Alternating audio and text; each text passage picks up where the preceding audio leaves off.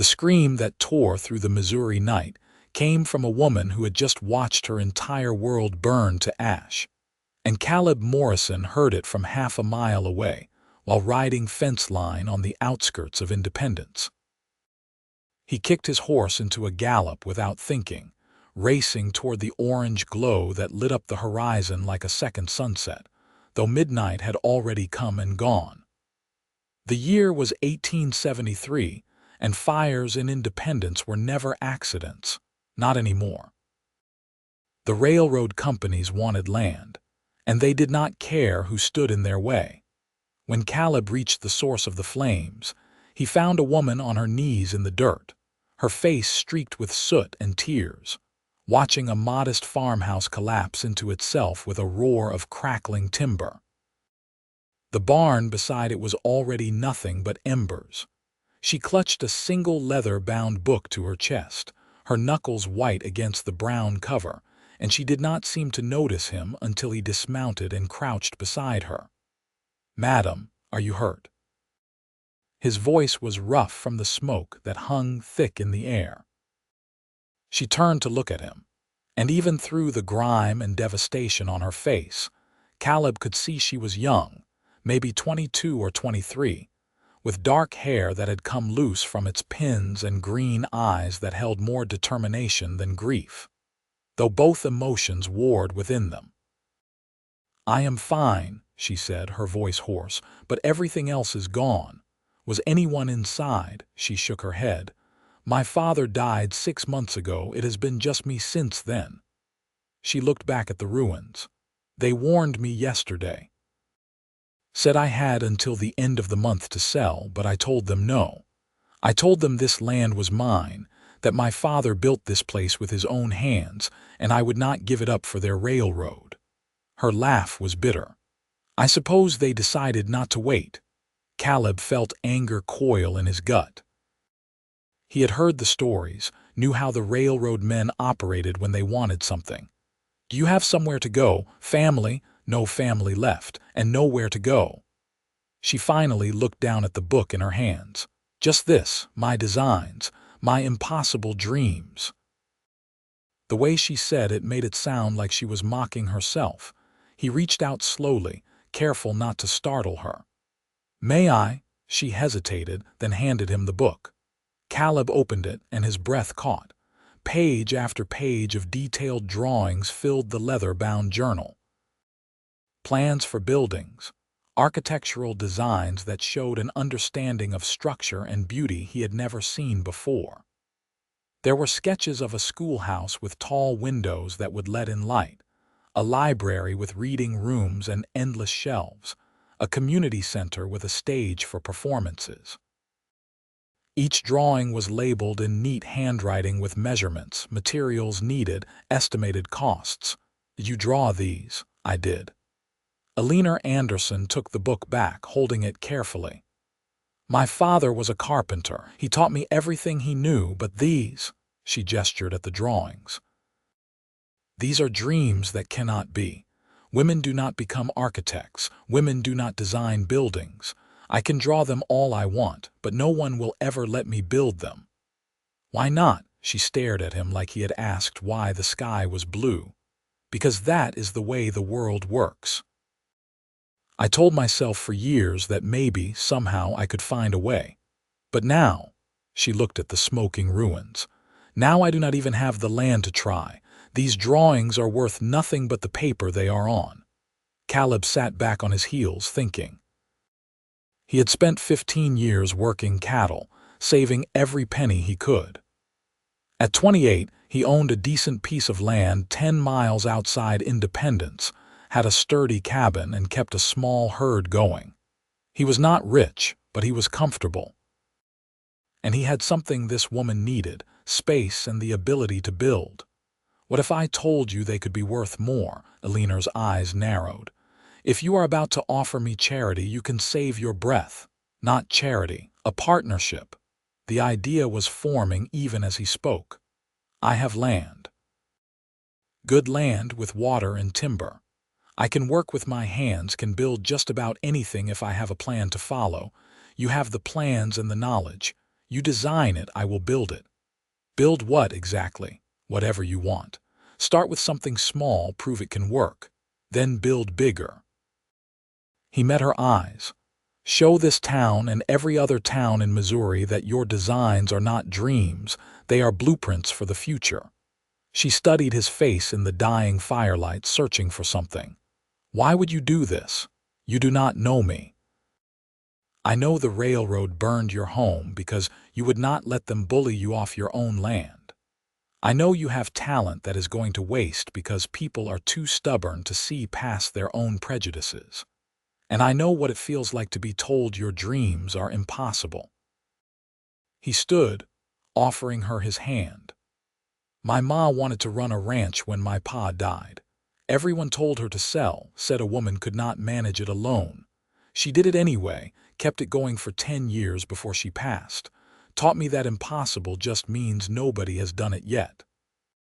Eleanor looked at his outstretched hand for a long moment. Then she placed her soot-stained fingers in his and let him pull her to her feet.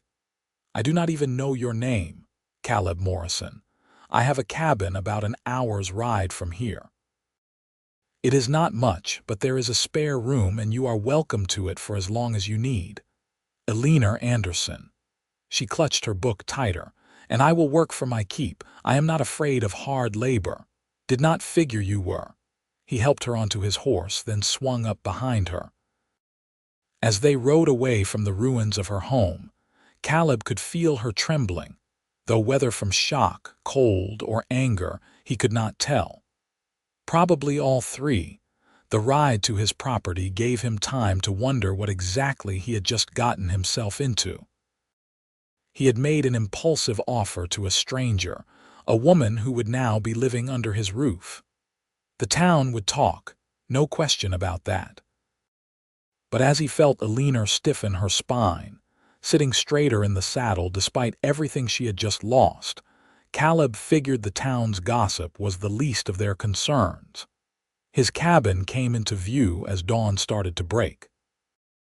It was a simple structure, 2 rooms plus a loft, built solid but without any particular artistry.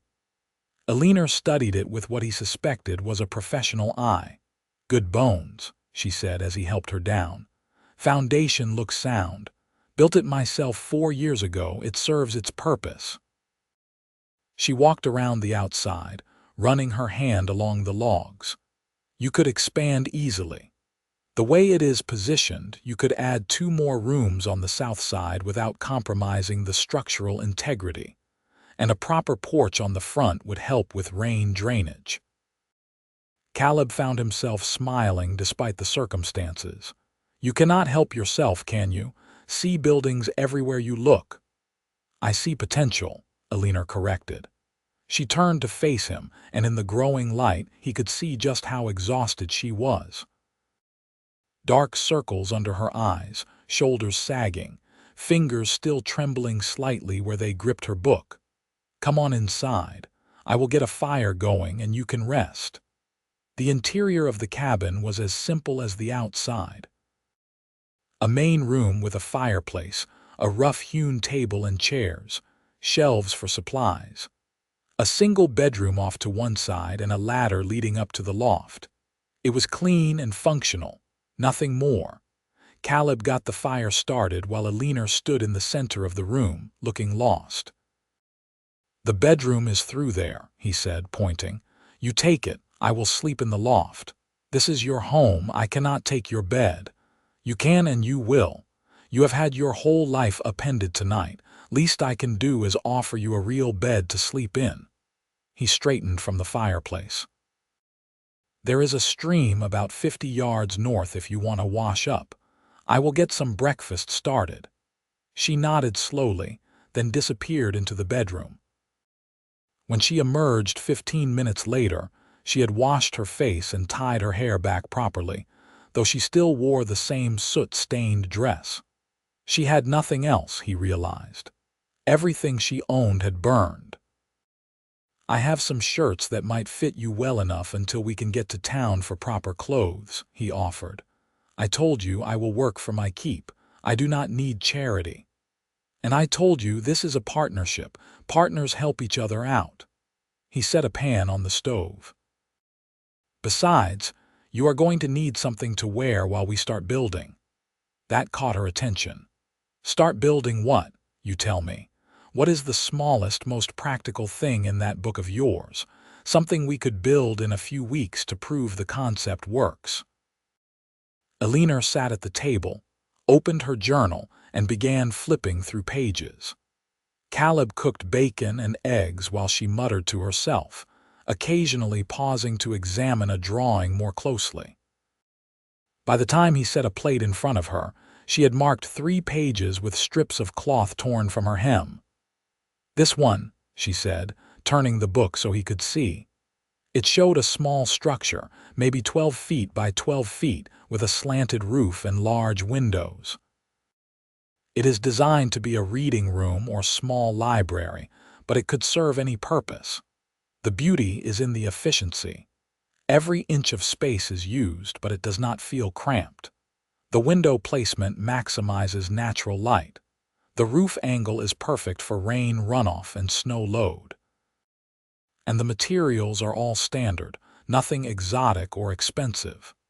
Caleb studied the drawing while he ate. She had noted every measurement, every joint, every nail that would be needed. This is remarkable.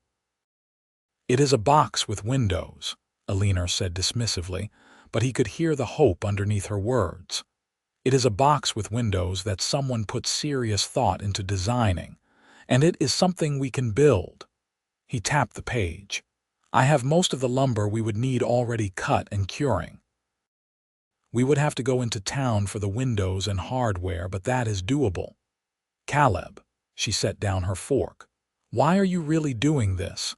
He considered the question while he finished his eggs. You want the honest truth.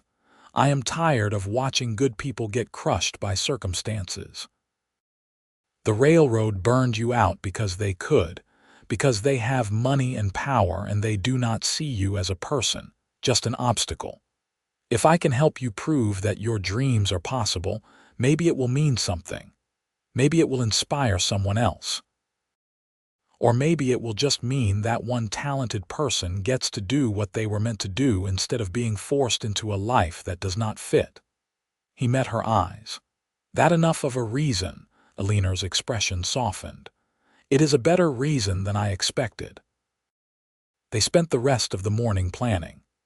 Eleanor showed him her calculations, explained her design choices, and listened when he pointed out practical concerns about local weather or available materials. She adapted her plans on the spot, redrawing elements to account for his suggestions. Watching her work, Caleb felt a strange combination of admiration and something else he could not quite name. This woman had lost everything the night before, and here she sat, already planning for the future. By midday, they had a working plan and a list of supplies they would need from town.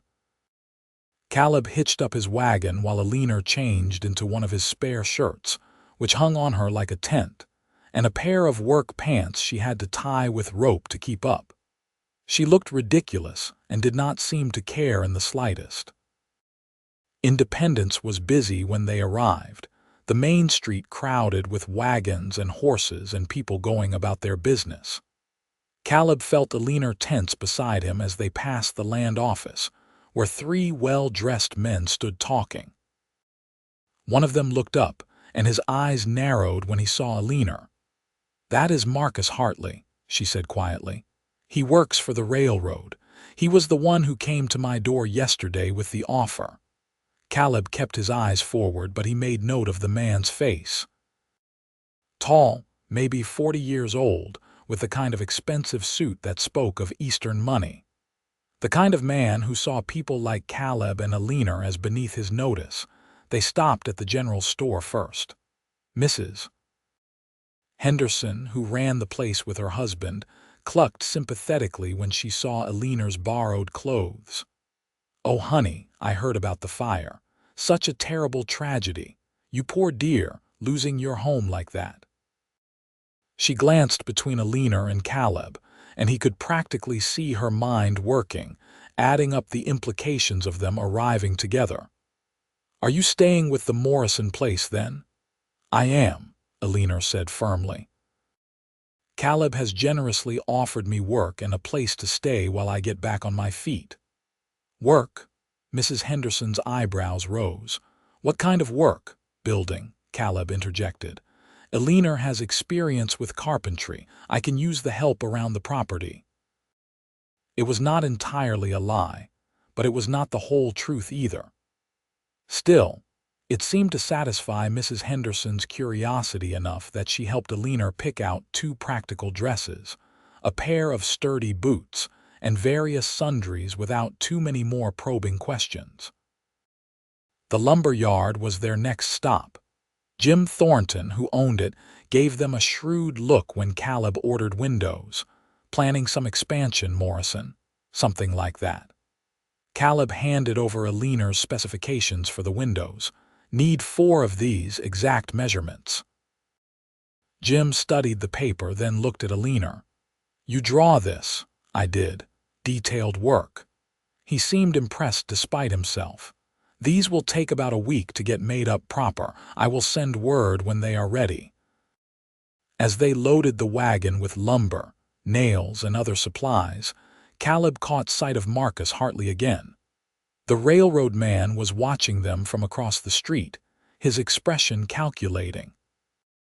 Caleb felt Eleanor notice him too, saw her hands clench briefly before she deliberately turned her back and continued loading boards. On the ride back, she was quiet for a long time.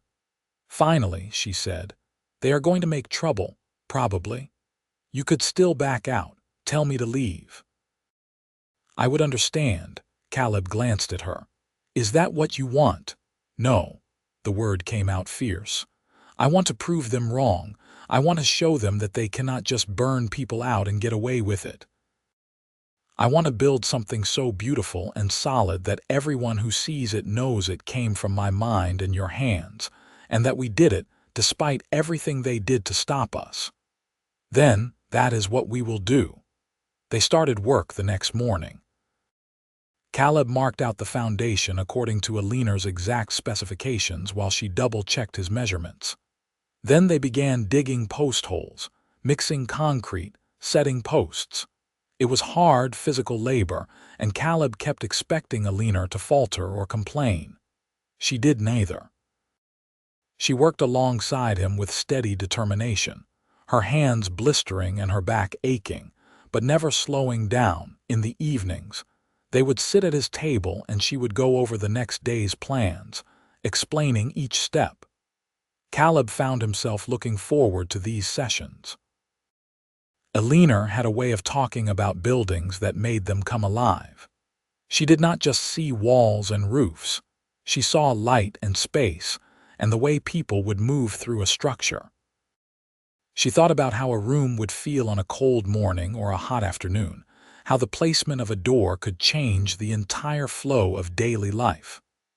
"My father used to say that buildings are for people," she told him one night, about a week into the project. "Any fool can slap together 4 walls and a roof, but if you want to make something that matters, you have to think about who will use it and how. What do they need? What will make their lives better, easier, happier? Is that why you wanted to design a schoolhouse?" Caleb pointed to one of the drawings in her journal. Eleanor's face softened. "I taught myself to read from my father's books. He was skilled with his hands but never had much education. He wanted better for me, so he made sure I learned. But so many children here do not have that chance. The school in town is cramped and dark, and half the kids do not attend because their families need them working. I thought if I could design a school that was bright and welcoming, maybe more children would want to come. Maybe more parents would be willing to send them." "We will build it," Caleb said. She laughed. "That is a much bigger project than our little reading room. We will start small, build this, then something a bit bigger, keep going until we have the skills and resources to tackle the school."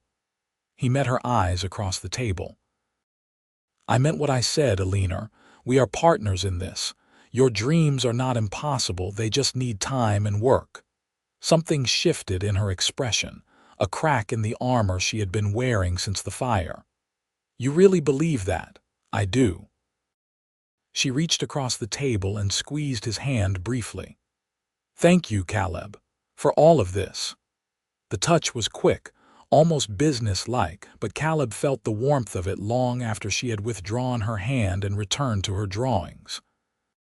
He was growing accustomed to having her around, he realized.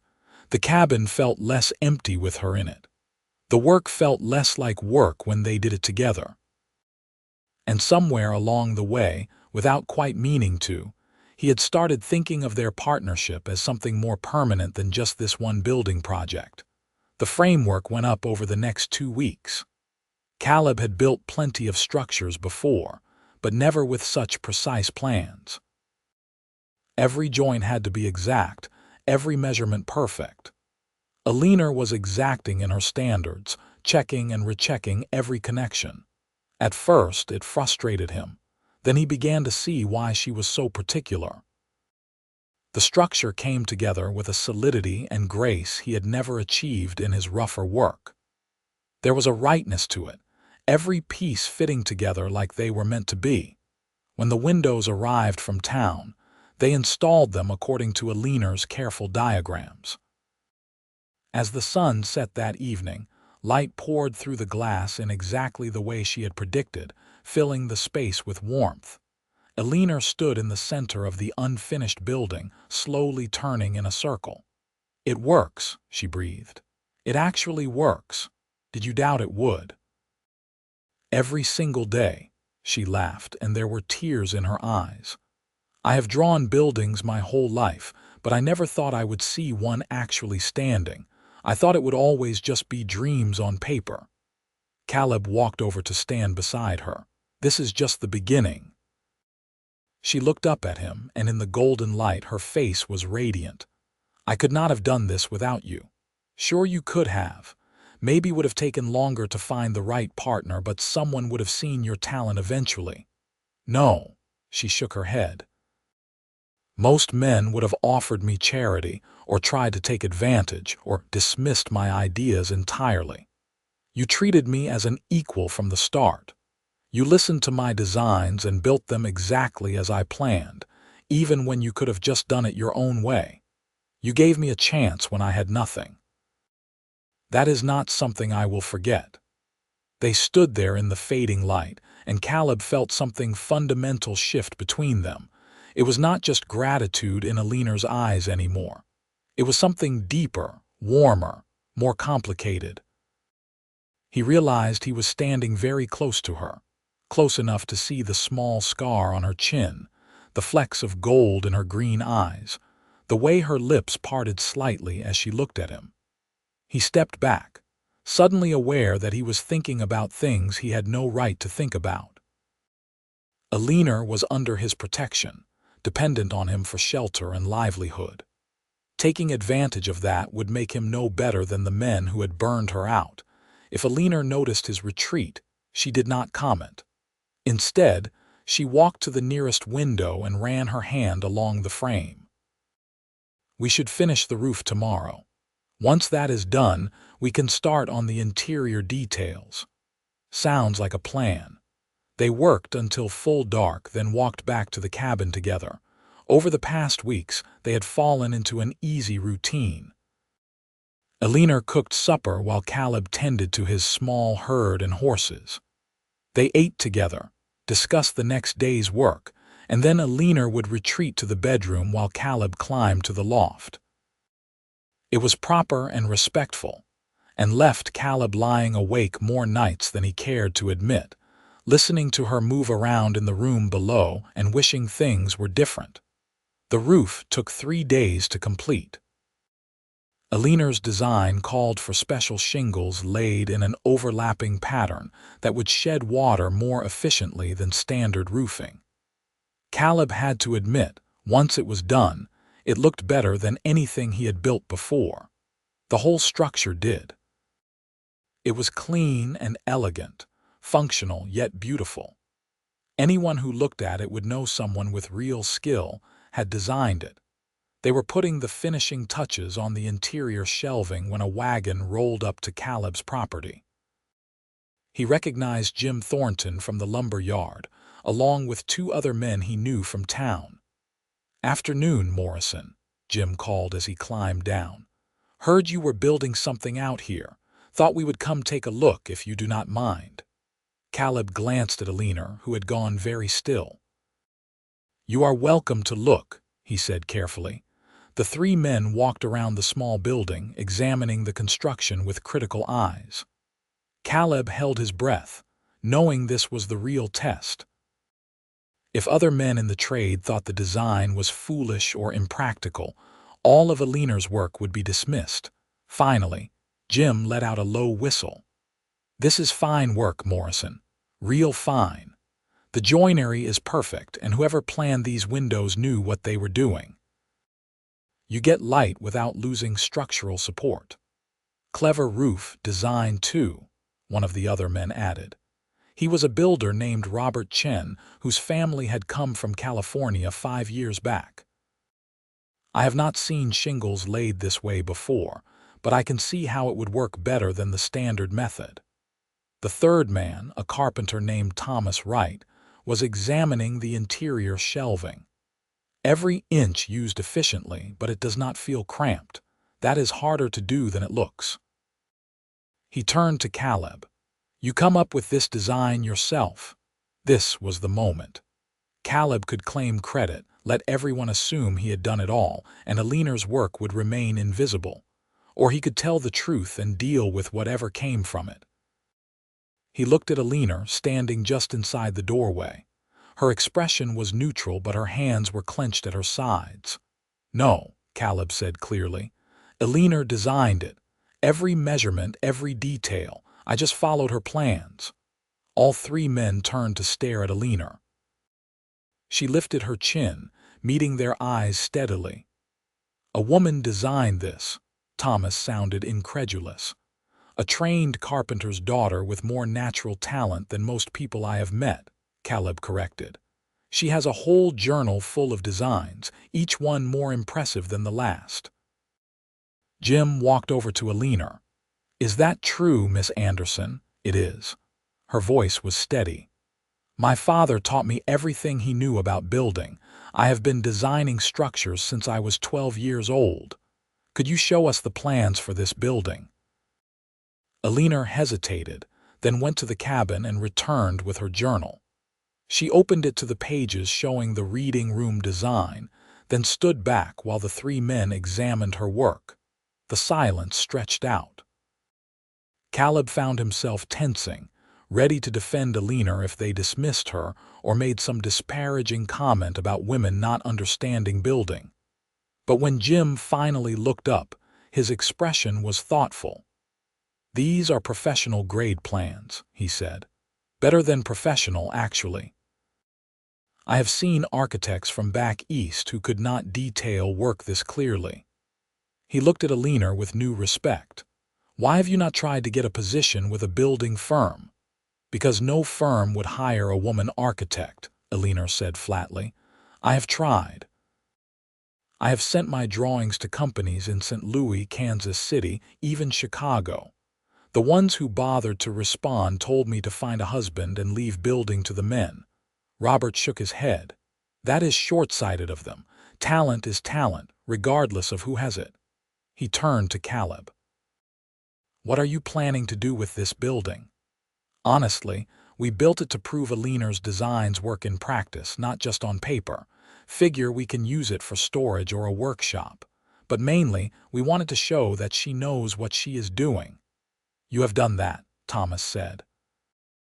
He was still studying the journal, flipping through pages. "Miss Anderson, would you be willing to design something for me? I have a client who wants a barn built, but he has some unusual requirements. I could use someone with your eye for efficient space usage." Eleanor's eyes widened. "You want to hire me?" "I want to hire you to design it, yes. Morrison here can do the actual building if he is willing. But the design work, that should be yours. I will pay fair rates." "So will I," Jim added. "I have been thinking about expanding my lumber yard office. Need something that will give me more space without looking like an ugly box. Think you could handle that?" Eleanor looked like she might cry. "Yes. Yes, I can do that." They spent the next hour discussing projects, timelines, and payments.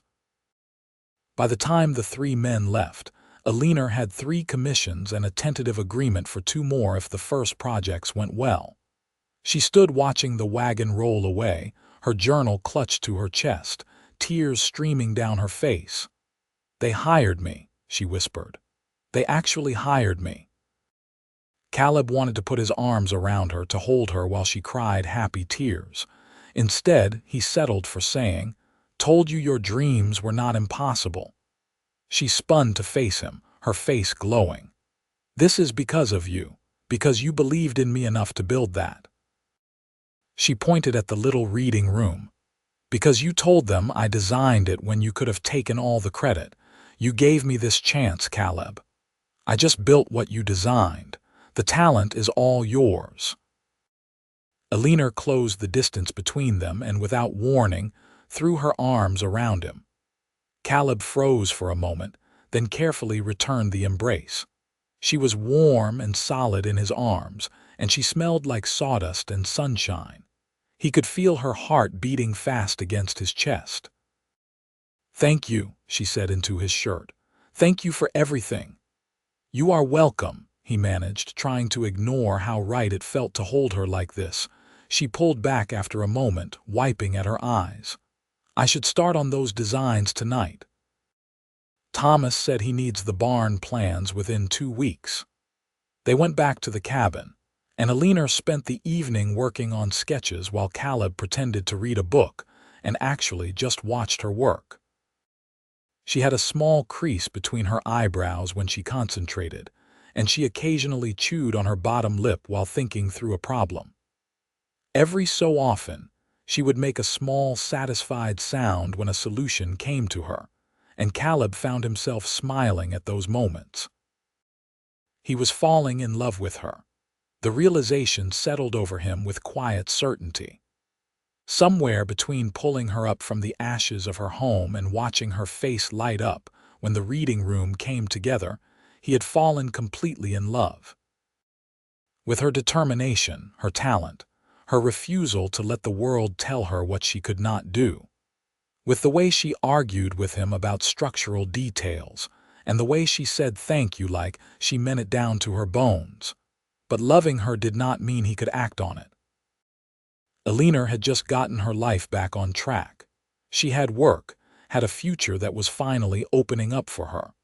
The last thing she needed was Caleb complicating things by confessing feelings she might not return. She probably saw him as a friend, a partner in business. It would be selfish to burden her with anything more, so he kept his feelings to himself and focused on being the best partner he could be. Over the next month, they fell into a new rhythm. Eleanor would spend mornings working on designs, afternoons building whatever project they had in progress. Word of her talent spread quickly through Independence and the surrounding area. The barn they built for Thomas's client was so well designed that 2 other farmers immediately hired Eleanor to design buildings for them. Jim's lumber yard office became a showpiece that had people traveling from other towns just to see it. With each project, Eleanor's confidence grew. She started taking on more ambitious designs, pushing the boundaries of what was standard.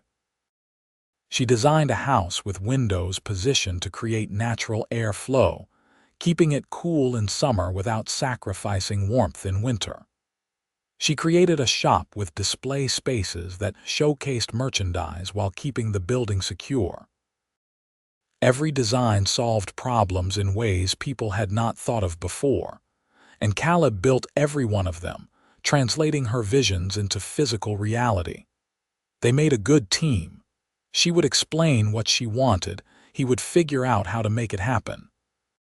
When he ran into practical problems, she would adapt the design. When she got frustrated with limitations, he would find creative solutions. They challenged each other, pushed each other, and created buildings that were better than either of them could have made alone. The money started coming in steadily. Eleanor insisted on splitting everything 50-50, even though Caleb provided the materials and did most of the physical labor. You provide the land and resources. I provide the designs. Equal partners, remember. She said firmly when he tried to argue for a different split. With her earnings, Eleanor bought proper drafting tools, better quality paper, reference books on architecture from back east. She set up a workspace in Caleb's cabin, taking over one corner of the main room with a table covered in drawings and plans. Caleb loved seeing her work spread throughout his home, evidence that she was becoming a permanent part of his life, even if only as a business partner and friend. Summer gave way to fall, and they worked through the cooling weather. One evening in late September, Eleanor looked up from a set of plans and said, "I have been thinking." "Dangerous activity," Caleb teased. She ignored his humor. "We have been working together for 6 months now. We have completed 11 projects. I have money saved enough to buy property and start building on my own." She paused, "But I do not want to." Caleb felt his heart sink. Was she leaving? Had he misread everything, thought they were building a partnership when she was just waiting to get back on her feet? "What do you want to do?" he asked carefully. "I want to keep working with you. You are the best builder I have ever seen. More than that, you understand what I am trying to achieve with each design. You make every building better than my plans because you see things I miss." She met his eyes. "But I cannot keep living in your cabin taking your charity." "It is not charity, I told you, I know. Partners." "But Caleb, people are talking. Mrs. Henderson makes pointed comments every time I am in the general store. Half the town thinks I am your mistress. The other half thinks you are being foolishly taken advantage of by a conniving woman." Caleb felt anger flash through him. "Let them talk. We know the truth." "Do we?" Eleanor's voice was quiet. "What is the truth, Caleb? What are we doing here?" The question hung in the air between them. Caleb could give her the easy answer, reaffirm that they were business partners and friends.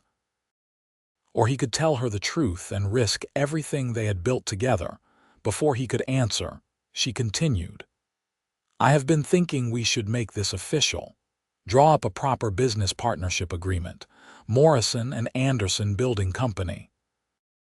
We find a piece of land, build a workshop and office. Keep your cabin for living, use the new space for business. It would separate things properly." It was a sensible suggestion.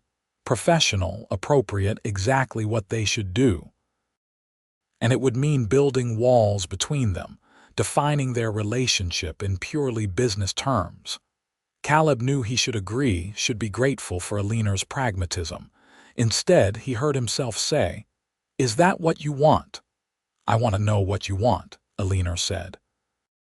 "Because I have been lying awake every night in that bedroom, listening to you move around in the loft, wondering if you feel even a fraction of what I feel. Or if I am just being a fool, imagining things that are not there because you have been kinder to me than anyone in my life." Caleb stared at her. "What?" She stood up, crossing to where he sat. "I am grateful for everything you have done. The partnership, the chance to prove myself, all of it. But somewhere along the way it became about more than just gratitude. I started caring about you, Caleb Morrison. Started looking forward to working beside you, not just because you are skilled, but because I like who I am when I am with you. Started wishing you would look at me like I was more than just a project you took on." Her voice dropped. "So before I draw up those business papers and make this official and purely professional, I need to know if there is any chance you might feel the same way." Caleb stood slowly, closing the distance between them until they were just a breath apart. "Eleanor, I have been in love with you since the day you stood in that unfinished reading room and cried because something you designed actually existed in the world, maybe even before that. And I did not say anything because I thought you deserved better than the man who took you in when you had nowhere else to go. Thought you would see any feelings I had as taking advantage. How could it be taking advantage when I feel the same way? Eleanor reached up, touching his face gently. I love you, Caleb. I have probably loved you since you first looked at my drawings and said they were remarkable, like it was the most obvious thing in the world. You see me, not just as a woman or a charity case, but as a person with value and talent. You built my dreams with your bare hands just because I asked you to. How could I not love you? Caleb covered her hand with his own, then lowered his head and kissed her. It was gentle at first, tentative, both of them uncertain despite the words they had just spoken. But then Eleanor made a small sound and pressed closer, and the kiss deepened into something that felt like coming home. When they finally pulled apart, both breathing hard, Eleanor laughed. I was so afraid you would say we should keep things professional. We should, Caleb admitted. It would be the sensible thing, but I have never been good at sensible when it comes to you. Good. She kissed him again, quick and joyful. Because I would like very much to stay in that bedroom not as a temporary guest, but as someone who belongs here, with you, if you will have me. Eleanor Anderson, I would be honored. He paused. Though we should probably make things properly official, I do not want the town gossip to hurt your reputation or your business. Are you asking me to marry you? I am, though I had planned to do it more romantically. Maybe after we finish the next project with flowers and a proper speech. Eleanor's smile was radiant. This is perfect. We are standing in your cabin, covered in sawdust from today's work, and you are asking me to marry you. It is exactly right for us. She kissed him again. Yes, Caleb. I will marry you. They were married 2 weeks later by the preacher in Independence, with Jim Thornton and Robert Chen standing as witnesses. Eleanor wore a simple blue dress she had made herself, and Caleb wore his best shirt and pants. It was not a fancy ceremony, but when Caleb slipped the ring on Eleanor's finger and she looked up at him with tears in her eyes, he thought it was the most beautiful moment of his life. The town's reaction was mixed. Some people were scandalized that Eleanor continued working after the marriage, designing buildings and occasionally helping with construction. Others admired her determination and skill. Mrs. Henderson remained frostily disapproving until Eleanor designed a new addition for the general store that increased the Henderson storage space by half while actually making the building look better. After that, she became one of Eleanor's most vocal supporters. Marcus Hartley, the railroad man, was conspicuously absent from town after the wedding. Caleb heard through the grapevine that the railroad company had faced legal trouble for the fires they had set, and several men, including Hartley, had been reassigned to other territories. Eleanor's land, what was left of it, remained legally hers. She sold it eventually, using the money to buy a larger property where they could build a proper workshop. Life settled into a happy rhythm. They would work together during the day, building and designing. In the evenings, they would make dinner together, discuss future projects, and then retire to the bedroom that was now truly theirs to share. Caleb discovered that Eleanor was ticklish behind her left knee and that she sang while she worked on particularly complex designs. Eleanor learned that Caleb could not cook anything more complicated than eggs and bacon but made excellent coffee, and that he had a habit of pulling her close while she slept, as if making sure she was still there. Winter came, and they spent more time on designs than building. Eleanor worked on her dream project, the schoolhouse she had always wanted to create. The design evolved over weeks, incorporating everything she had learned from their previous projects. Large windows for light, efficient heating, space that could be reconfigured for different-sized classes. It was ambitious and beautiful, and Caleb knew it would cost more than they currently had saved.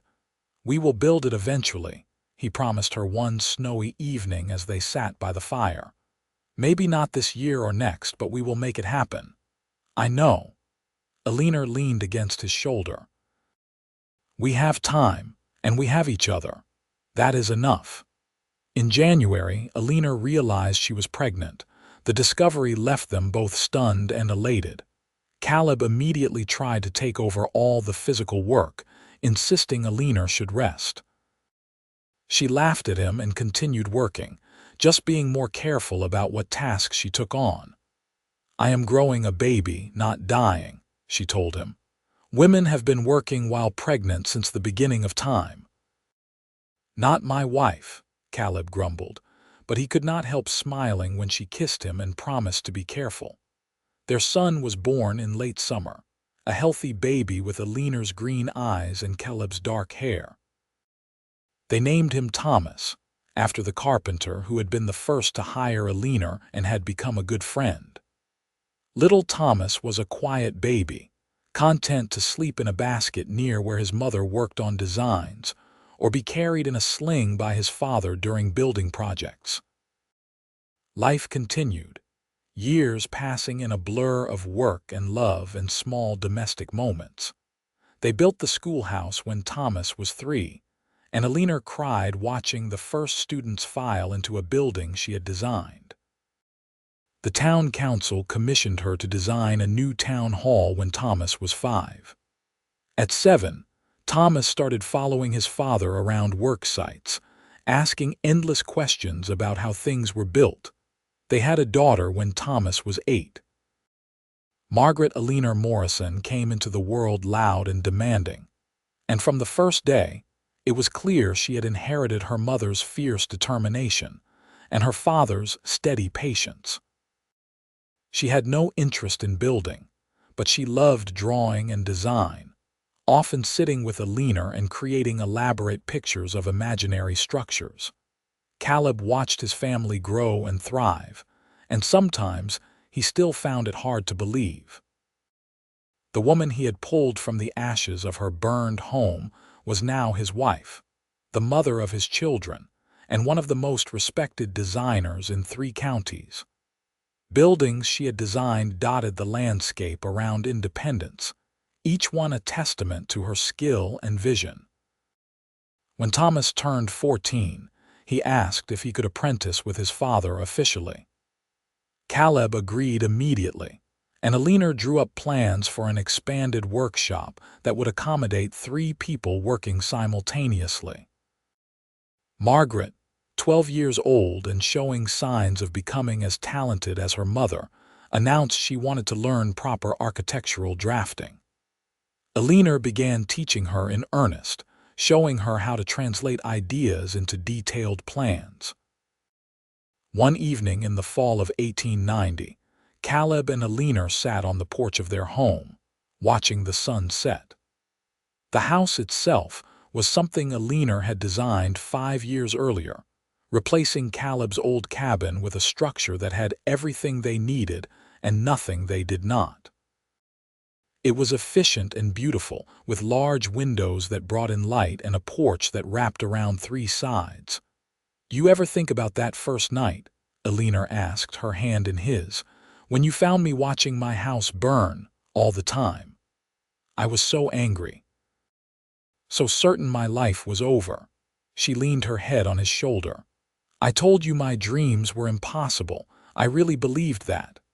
And now," Eleanor gestured at the landscape around them. Houses they had built together dotted the hillsides. In town, their buildings stood as monuments to what could be achieved when talent met opportunity. Their children were growing into skilled, confident young people. "Now I know that impossible just means nobody has done it yet. You taught me that. You taught yourself. You just needed someone to give you the chance to prove it." "We gave each other chances," Eleanor corrected. "You could have taken credit for my designs, could have kept me hidden in the background. Instead, You made sure everyone knew the work was mine. You built my dreams with your bare hands, Caleb. Literally. He pulled her close, kissing the top of her head. Best decision I ever made. That night I heard you scream and rode toward the fire. I had no idea I was riding toward the rest of my life. You gave me everything. A home, a family, a future I thought was impossible. We gave each other everything, Caleb said. That is what partners do. They sat together as the sun sank below the horizon, painting the sky in shades of gold and red. Inside, they could hear Thomas and Margaret arguing good-naturedly about something, their voices a comforting backdrop. The workshop stood ready for tomorrow's work. The latest commission, a house for a family moving in from Kansas, was half-finished and progressing well. Years continued to pass. Thomas became a master builder in his own right, taking on projects independently while still working with his father on larger commissions. Margaret's architectural designs began to surpass even Eleanor's, bringing new innovations and ideas to their work.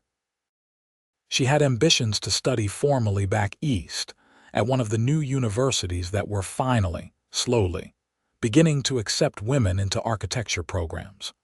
When Margaret left for Boston at age 18, Eleanor cried but smiled through the tears. "She is going to change the world," she said to Caleb. "She will do things I never could have imagined." "She learned from the best," Caleb replied. "You showed her that being a woman does not mean accepting limitations.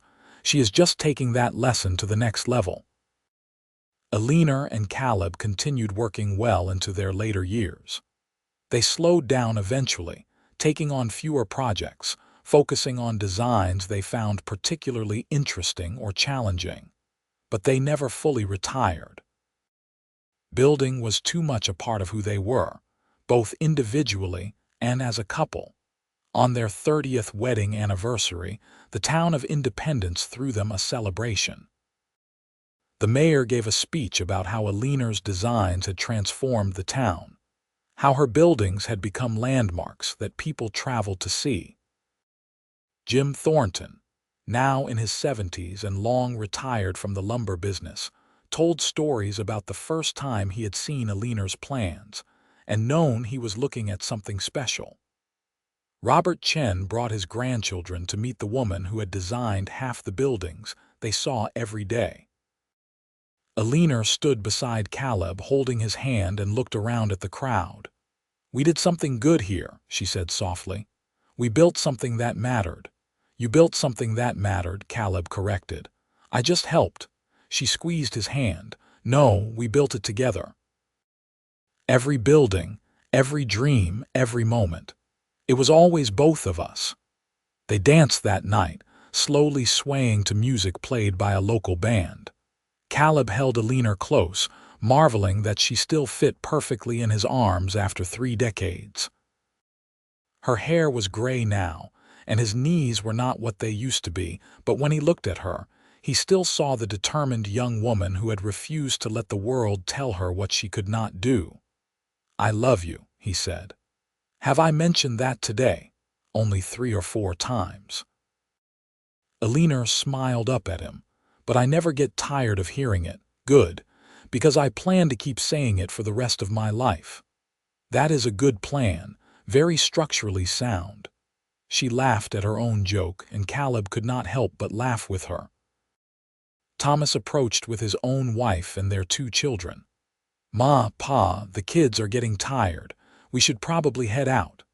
Eleanor hugged her grandchildren, a boy of 8 and a girl of 5, both of them already showing interest in building and design.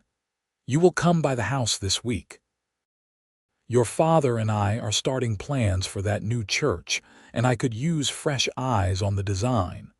"Of course." Thomas kissed his mother's cheek. "Would not miss it." After the party ended and they returned home, Eleanor and Caleb sat on their porch again, the same spot where they had spent countless evenings over the years. "Do you have any regrets?" Eleanor asked. Caleb considered the question seriously. "No, not a single one." "You?" Only that I did not meet you sooner. Think of all the extra years we could have had. We have had plenty of years, and we have more to come." He pulled her close. "We are not done yet." "No," Eleanor agreed, settling against his side with a contented sigh. "We are not done yet." They worked together for another decade, their pace slower, but their designs no less innovative. Eleanor's reputation spread beyond Missouri, and people came from across the country to commission designs from her. She worked with Margaret on several projects, the two of them creating buildings that pushed the boundaries of what was possible. Thomas continued building, training his own children in the craft, passing down the skills his father had taught him. When Eleanor was 68, she designed one final building. It was a library, grand and beautiful, with reading rooms flooded with natural light and spaces designed to welcome everyone who entered. The plans showed years of accumulated wisdom, every lesson learned from decades of designing and building. She insisted Caleb build it with her, though they both knew they would need Thomas's help to actually complete the project. "This is my masterpiece," she told Caleb as they reviewed the plans together. "Everything I have learned, everything I have dreamed of, it is all in this building." They broke ground on the library in the spring. Working slowly, carefully, Caleb and Eleanor built the foundation together. Thomas handled the heavy labor, but every decision, every detail, came from his parents. It took 2 years to complete, but when it was finished, the library stood as a monument to everything Eleanor had achieved in her life. The dedication ceremony drew people from several states. Margaret came from Boston, where she now ran her own successful architectural firm. Former clients came to honor the woman who had designed their homes, shops, and dreams. The governor of Missouri gave a speech about Eleanor's contributions to the state's development and infrastructure. But the moment that mattered most to Eleanor came when a young woman, maybe 20 years old, approached her nervously. "Mrs. Morrison, I am Anna Colville. I wanted to thank you." "Thank me? What for?" "For showing me this was possible. I grew up in Independence, looking at the buildings you designed. My father is a carpenter and he taught me his trade. Everyone told me I could not be a designer, that women did not do that kind of work. But then I saw what you built, saw your name on plans and buildings, and I knew they were wrong." Anna clutched a leather-bound book, and Eleanor recognized it immediately as similar to her own journal of designs. "I have been drawing plans since I was 14. I just got hired by a firm in St. Louis. They are taking me on as a junior designer, the first woman they have ever hired." Eleanor felt tears sting her eyes. "May I see your work?" Anna handed over the book with trembling hands. Eleanor opened it and saw page after page of detailed, beautiful designs. They were good, really good, showing a natural talent and understanding of space and structure. "These are wonderful," Eleanor said honestly. "You have real skill, because of you, because you proved it could be done." Anna smiled through her own tears. "I just wanted you to know that. Wanted you to know that your work mattered, that it changed lives, changed my life." After the ceremony ended and the crowds dispersed, Caleb found Eleanor sitting alone in the new library, in one of the reading rooms she had designed. Light streamed through the windows exactly as she had planned, warm and welcoming. "You did it," he said, sitting beside her. "Built a future not just for yourself, but for women like Anna. For everyone who has looked at your buildings and seen what is possible." "We did it," Eleanor corrected automatically. "Always we." Caleb took her hand, the same way he had thousands of times over their 38 years of marriage. "You told me once that your dreams were impossible.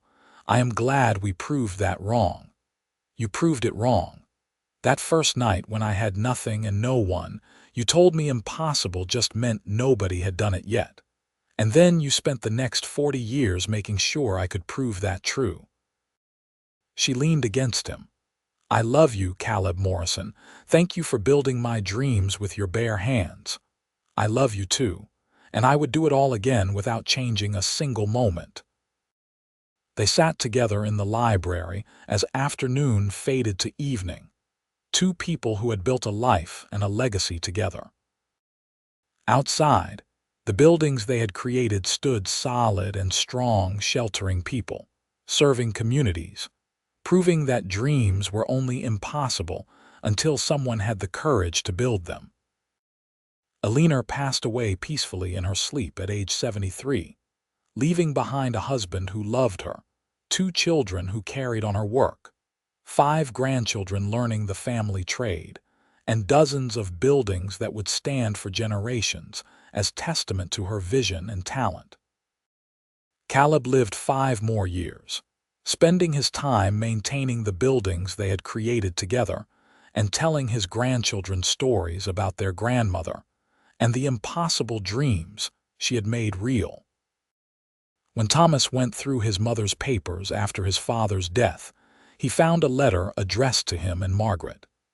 In Eleanor's familiar handwriting, it read, "My dearest children, if you are reading this, then your father and I have finished our work on this earth. We leave you with more than just buildings and blueprints. We leave you with the knowledge that impossible is just a word people use when they are afraid to try. Your father taught me that on the worst night of my life, and together we proved it true. Now we pass that lesson to you. Dream big. Build those dreams. And never let anyone tell you something cannot be done just because it has not been done before.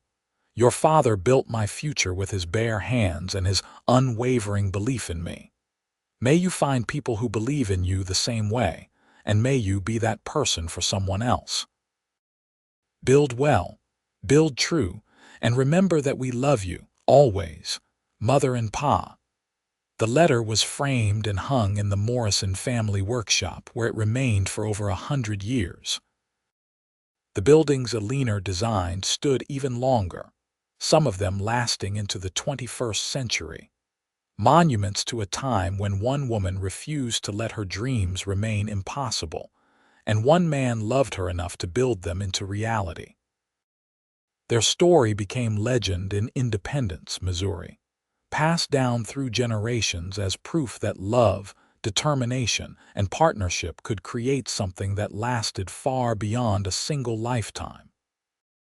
And in the end, that was the greatest building they ever created together, a legacy of hope and possibility that could never be torn down.